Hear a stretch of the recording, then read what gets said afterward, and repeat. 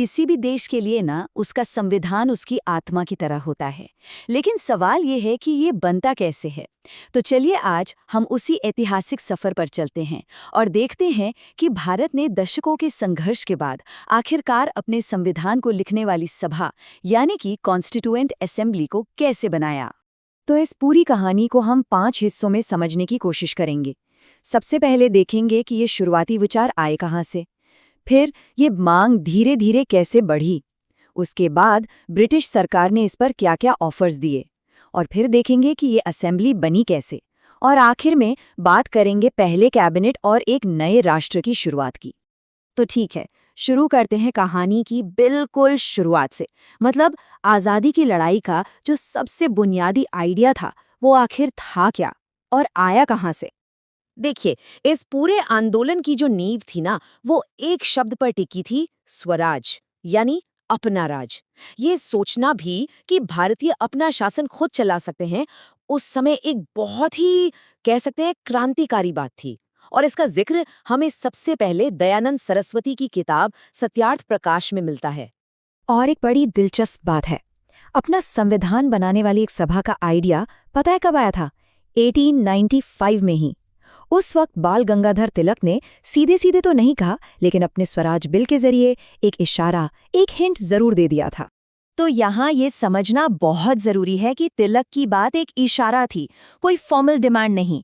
एक संविधान सभा की पहली सीधी एकदम स्पष्ट मांग करने में करीब करीब 40 साल लग गए, और ये मांग की थी 1934 में एम.एन. रॉय ने। तो सवाल ये है कि एक दबी छुपी सी आवाज एक पूरे देश की बुलंद मांग में कैसे बदल गई। चलिए इस सफर को थोड़ा और करीब से देखते हैं। ये टाइमलाइन देखिए, ये दिखाती है कि कैसे इन 4 दशकों में ये मांग तेज होती चली गई। तिलक के उस इशारे से लेकर गांधी जी की घोषणा तक, फिर साइमन कमीशन का जबरदस्त विरोध, और उसके बाद पूर्ण स्वराज का नारा, हर एक घटना ने इस आंदोलन को और भी मजबूत बना दिया। 1922 में महात्मा गांधी ने इस विचार को और भी ज्यादा ताकत दी। उन्होंने बिल्कुल साफ साफ कह दिया कि भारत का संविधान अंग्रेजों का कोई तोहफा नहीं होगा, बल्कि ये भारतीयों की इच्छा का नतीजा होगा। ये अपने आप में एक बहुत बड़ा और कह सकते हैं एक बहुत ही महत्वपूर्ण बयान था। फिर आया 1928 का साइमन कमीशन, जो एक बहुत बड़े विवाद का कारण बना। सोचिए, ये आया था भारत के संवैधानिक ढांचे को रिव्यू करने, लेकिन इसमें एक भी भारतीय सदस्य नहीं था, सब के सब अंग्रेज।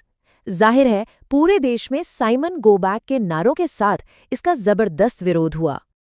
अच्छा, अब जब ये मांग इतनी जोर पकड़ चुकी थी तो सवाल ये था कि भाई ब्रिटिश सरकार अब क्या करेगी। तो चलिए अब जरा उनकी तरफ से जो जवाब आया उस पर एक नजर डालते हैं। अंग्रेजों का जवाब कह सकते हैं किस्तों में आया।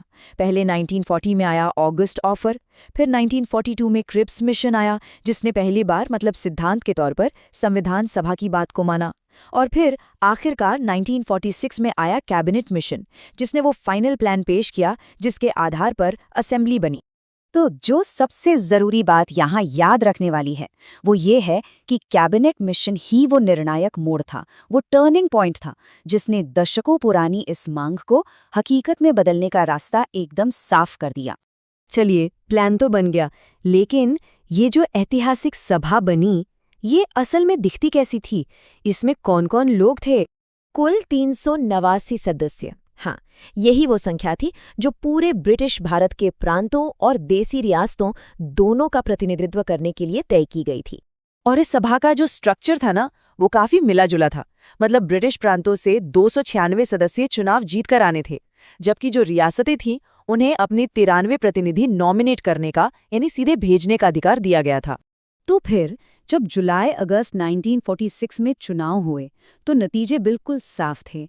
कांग्रेस पार्टी ने 208 सीटों के साथ एक जबरदस्त बहुमत हासिल किया, और जाहिर है इसने संविधान बनाने की दिशा तय करने में उनके रोल को और भी मजबूत कर दिया।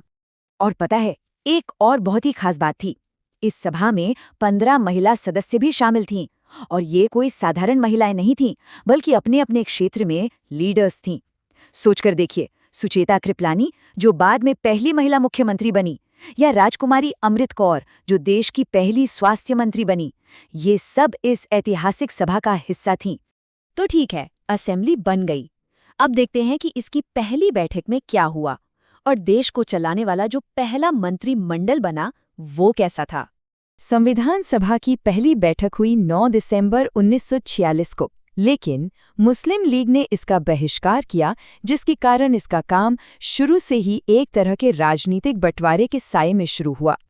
ये टेबल सत्ता के ट्रांसफर की एक बड़ी दिलचस्प तस्वीर दिखाती है। इससे पता चलता है कि अंतरिम सरकार यानी कि इंटरिम कैबिनेट में कौन बड़े चेहरे थे और फिर आज़ाद भारत के पहले मंत्रिमंडल में उनकी भूमिकाएं कैसे बदल गईं। जैसे एक बड़ा बदलाव देखिए, कानून मंत्री का पद जोगेंद्रनाथ मंडल से डॉक्टर BR अम्बेडकर के पास चला गया।